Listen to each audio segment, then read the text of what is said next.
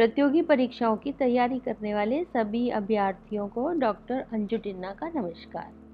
आज हम फटाफट क्वेश्चन आंसर सीरीज में 10 मिनट में कितने क्वेश्चन आंसर्स करते हैं आओ देखें, और इसमें से जो क्वेश्चन आंसर्स आपको नहीं आते हैं उनको नोट करें और उनका कॉन्सेप्ट डिटेल फटाफट से याद कर लें। चलिए प्रारंभ करें। पहला प्रश्न क्या कहता है, निम्न में से कौन सा शिक्षण व्यवहार नहीं है। अब देखिए यहाँ पर वो शिक्षण व्यवहार की बात कर रहा है ना। तो यहाँ पर देखिए हस्तक्षेप शिक्षण व्यवहार है, हस्तक्षेप रहित शिक्षण व्यवहार, एक तंत्रात्मक शिक्षण व्यवहार है, प्रजनतांत्रिक शिक्षण व्यवहार है। लेकिन जो निदानात्मक है ना, ये डायग्नोसिस एक प्रक्रिया है। डायग्नोस करके अपन उपचारात्मक शिक्षण करते हैं, है ना। आपको याद होगा हम लोग क्या करते हैं, उपचारात्मक शिक्षण करते हैं। तो उपचारात्मक शिक्षण करने से पूर्व का जो प्रक्रिया है दैट इज डायग्नोस या निदान, है ना। तो इसलिए इसका आंसर हो जाएगा 3। चलिए नेक्स्ट प्रश्न की तरफ। अधिगम क्रिया प्रभावित होती है, विद्यालय के भौतिक वातावरण से प्रभावित होती है, मनोवैज्ञानिक पर्यावरण से प्रभावित होती है। भौतिक मीन्स लैब है, फिजिकल लैब है, लाइब्रेरी है, फिजिक्स केमिस्ट्री ग्राउंड है, ELT इंग्लिश लैंग्वेज टीचिंग की लैब है, या इस तरीके से सारी लैब अवेलेबल है। ये भौतिक वातावरण हो गया, है ना। ग्राउंड है, प्लेग्राउंड है, प्रेयर की अच्छी व्यवस्था है। मनोवैज्ञानिक पर्यावरण, लड़ाई झगड़ा नहीं है, पढ़ाई अच्छी होती है, हमारा वहाँ का वातावरण बड़ा अच्छा सा है, सौहार्दपूर्वक वातावरण है, तो उससे भी हमारा अधिगम प्रभावित होता है। तो हमारा आंसर हो जाएगा 3, है ना। उपयुक्त में से कोई नहीं, इसका आंसर नहीं होगा। अगला आएगा, निम्न में से कौन सी शिक्षण सिद्धांत की एक विशेषता नहीं है। सीखने की उत्सुकता है, ज्ञान की संरचना भी है, पुष्टिकरण भी है। देखिए यदि यहाँ कर्मशीलता लिखा होता तो वो विशेषता होती, लेकिन जब इसने कर्मशीलता का अभाव लिख दिया तो ये इसकी विशेषता नहीं है, हो गया, है ना। ट्रिकी क्वेश्चन, ये RPSC समाजशास्त्र 2014 में पूछा गया है। किसी एक ऐसी क्रिया को जो व्यक्ति के अच्छे या बुरे किसी भी तरह के विकास में सहायक होती है, जो इसके वर्तमान व्यवहार अनुभवों को जो वे कुछ हो सकते हैं उसे भिन्न बनाती है ना। भिन्न बनाती है तो मतलब व्यवहार में परिवर्तन हो गया, तो उसे सीखने की संज्ञा दी जाती है। यह कथन किसका है, यह कथन वुडवर्थ का है। इसको आप जो लिस्ट बना रहे हैं उसमें एक और कथन ऐड कर लें। कक्षा का शिक्षण होना चाहिए, तीव्र होना चाहिए, बिल्कुल नहीं होना चाहिए। सरल होना चाहिए, नहीं, सरल भी नहीं होना चाहिए। फिर संवाद मूलक होना चाहिए, बिल्कुल दोनों तरफ से संवाद चलने चाहिए, टीचर से, स्टूडेंट से, सब तरफ से चलने चाहिए, एक तरफा भी नहीं होना चाहिए। तो ये कब आया हुआ है, चित्रकला 2014 में आया हुआ है। अधिगम होता है, विद्यालय में भी होता है अधिगम, विद्यालय के बाहर भी होता है, और तो इसमें हो गया दोनों विद्यालय और विद्यालय के बाहर। आंसर आ गया 3। नेक्स्ट क्वेश्चन, अधिगम के रास्ते में रुकावट, मानसिक थकावट रुकावट है, बिल्कुल। रुचि का ना होना भी रुकावट है, और प्रतिकूल वातावरण भी रुकावट है, यानी ये तीनों ही रुकावट है अधिगम के रास्ते में। तो अब इसमें वो नीचे क्या कहता है, नीचे दिए गए कोड से सही उत्तर का चयन करो। तो जिसमें ABC होगा तो उत्तर हो जाएगा ये, है ना। इस टाइप के प्रश्न आजकल पूछे जाते हैं, ये इस बार भी आएंगे इस टाइप के प्रश्न। ये गृह विज्ञान 2014 में पूछा गया। शिक्षण क्रियाओं की एक विधि जो सीखने की उत्सुकता जागृत करती है। शिक्षण क्रियाओं की एक ऐसी विधि है जो सीखने की उत्सुकता को जागृत करती है, ये B.O. स्मिथ का कथन है। अपने जो परिभाषाओं का चार्ट चल रहा है उसमें ये भी एक ऐड करें। निम्नलिखित में से कौन सा रायबर्न के अनुसार शिक्षा के 3 संबंधों में सम्मिलित नहीं है। रायबर्न ने 3 चीजें बताई थी जो संबंधित है, वो बच्चे, शिक्षक और विषय और समाज, है ना। तो बच्चे और शिक्षक ये संबंधित हो गया, बच्चे और समाज ये संबंधित हो गया, और विषय और बच्चे ये संबंधित हो गया। जो हमारा संबंधित नहीं है वो क्या है, शिक्षक और विकास। रायबर्न ने इसके बारे में जो स्टेटमेंट दिया है वो नहीं है। नेक्स्ट प्रश्न की तरफ चलते हैं। निम्न में से कौन सा कथन असत्य है, इसमें हमें असत्य कथन ढूंढना है। तो अधिगम एक प्रक्रिया, बिल्कुल एक प्रक्रिया है। अधिगम परिपक्वता से संबंधित नहीं है। अब देखो यहाँ पर भी इसने नेगेटिव बोल दिया और यहाँ भी इसने असत्य बोल दिया। तो अधिगम परिपक्वता से संबंधित है, ठीक है, लेकिन वहां उसने असत्य कह दिया, इसलिए ये वाला आंसर अपना सही हो गया। संवेग हमारी क्रिया को निर्देशित करता है, बिल्कुल करता है। अधिगम अभ्यास से प्रशिक्षण से संबंधित है, बिल्कुल है, लेकिन हमें असत्य ढूंढना है, इसलिए हमारा आंसर 2 हो जाएगा। ठीक है, ट्रिकी क्वेश्चन है, दिमाग लगाएं। निम्नलिखित में से किसने अधिगम के व्यवहार को परिणाम स्वरूप व्यवहार में परिवर्तन कहा? किसने कहा था? गिलफोर्ड ने कहा था अधिगम व्यवहार के परिणाम स्वरूप व्यवहार में होने वाला परिवर्तन है। ये अपने 3rd वीडियो में पढ़ा था। शिक्षा के 3 केंद्र बिंदु कौन कौन से बताए गए हैं? शिक्षा के 3 केंद्र बिंदु कौन कौन से बताए गए हैं? शिक्षक, शिक्षार्थी और विषय वस्तु या पाठ्य वस्तु। अब आप देख लें, इसमें क्या है? शिक्षार्थी है, शिक्षक है, लेकिन माता पिता केंद्र बिंदु नहीं है। शिक्षार्थी है, शिक्षक है, लेकिन भाई बहन केंद्र बिंदु नहीं है। शिक्षार्थी है, शिक्षक है, लेकिन शैक्षिक प्रौद्योगिकी केंद्र बिंदु नहीं है। शिक्षार्थी है, शिक्षक है और विषय वस्तु है, यानी कि ये इसका आंसर सही हो गया। सीखना है, सीखना क्या है? ज्ञान का स्तर है, ज्ञान की ऊष्मा है, प्राणी मात्र के व्यवहार में सुधार लाने की प्रक्रिया है। व्यवहार में परिवर्तन प्राणी मात्र के व्यवहार को प्रेरित करता है, लेकिन प्रेरित करता आंसर सही नहीं हो सकता ना, सुधार लाना, यानी व्यवहार में परिवर्तन हो गया, इसलिए इसका आंसर हो जाएगा 3।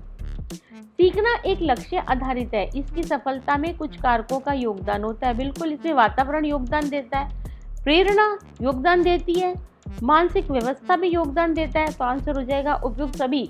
ये कब आया? आरपीएससी भूगोल 2016 में आया है। अधिगम से तात्पर्य, अभी अपन ने पढ़ा, अधिगम से तात्पर्य व्यवहार में परिवर्तन, जहाँ व्यवहार में परिवर्तन हो वो इसका आंसर हो जाएगा। व्यवहार में अस्थायी परिवर्तन लाना गलत, शिक्षण में परिपक्वता लाना गलत, प्रत्यक्ष और अप्रत्यक्ष अनुभवों के माध्यम से व्यवहार में परिवर्तन करना, वातावरण से संबंधित आवश्यकताओं की पूर्ति के लिए व्यवहार में होने वाले कुछ परिवर्तन करना, लेकिन ऊपर वाला सही हो जाएगा क्योंकि वो कुछ या कुछ ऐसी बात नहीं करता है, वो कहता है प्रत्यक्ष या अप्रत्यक्ष अनुभवों के माध्यम से व्यवहार में अपेक्षित परिवर्तन, अतः आंसर हो जाएगा 3।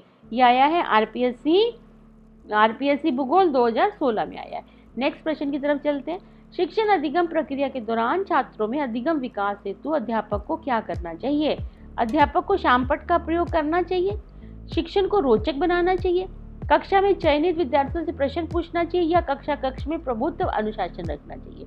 अब देखिए, इसने पूछा है अधिगम विकास हेतु, शिक्षण अधिगम प्रक्रिया में शिक्षण विकास हेतु अध्यापक को क्या करना चाहिए?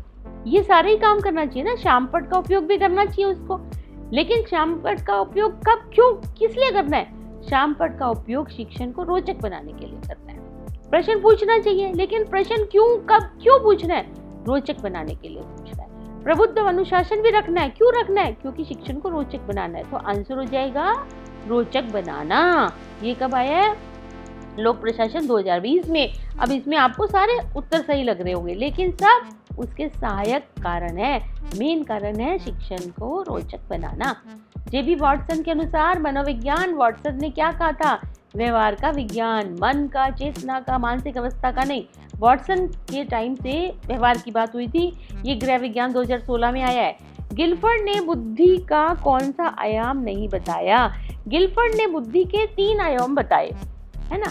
सक्रिय बताया है, ऑपरेशन, विषय वस्तु बताया है, और उत्पाद, रिजल्ट भी बताया है। मूल्यांकन को वो महत्व नहीं देते।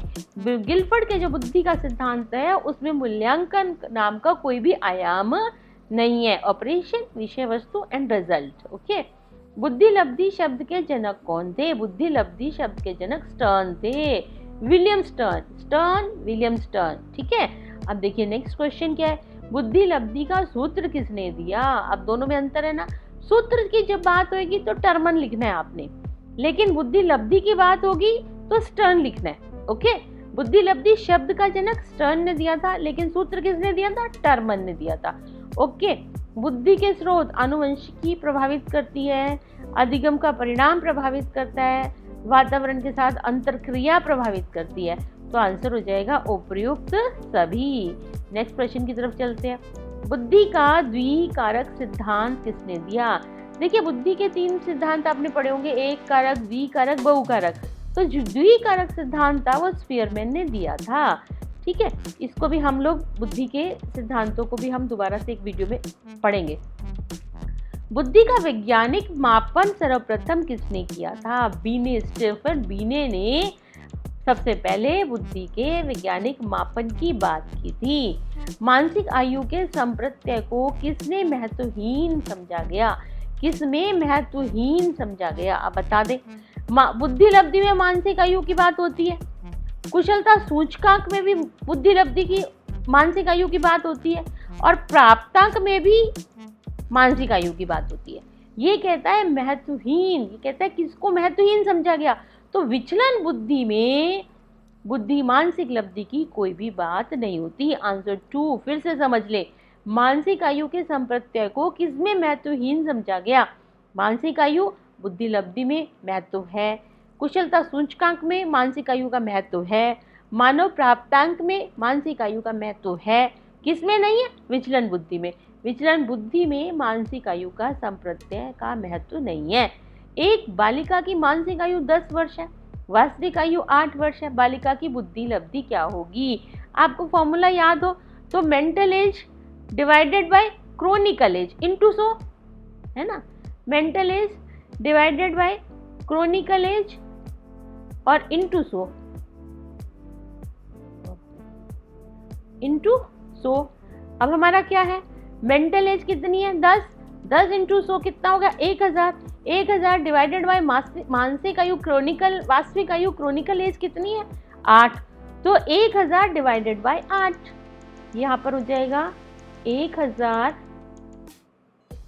है ना, डिवाइडेड बाय 8, क्योंकि मानसिक आयु कितनी है?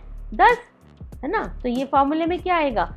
10/8 10/8 इंटू 100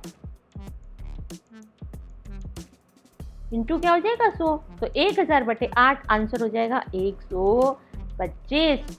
ठीक है। 8 × 8 2 20 है ना, 20 8 दूनी 16 4 40 8 45, तो आंसर हो जाएगा 125। एक बालिका की मानसिक आयु 6 वर्ष से बढ़कर 8 वर्ष हो गई, लेकिन वास्तविक आयु 10 वर्ष है। तो मानसिक आयु तो 6 वर्ष की तो है, 6 वर्ष से वो 8 वर्ष पहुंच गई, लेकिन 10 वर्ष वो नहीं पहुंच पाई, तो उसको हम लोग मंद बुद्धि कहेंगे। मूर्ख बुद्धि भी नहीं कहेंगे, जड़ बुद्धि भी नहीं कहेंगे, मूढ़ बुद्धि भी नहीं कहेंगे। यदि मानसिक आयु वास्तविक आयु से थोड़ी पीछे होती है तो उसको मंद बुद्धि कहा जाता है, अर्थात वो धीरे सीख रहा है। ठीक है। इस प्रकार से आज के प्रश्नों की सीरीज यहाँ समाप्त करते हैं। आप इन प्रश्नों को अच्छी प्रकार से देखें, समझें। बहुत बहुत धन्यवाद।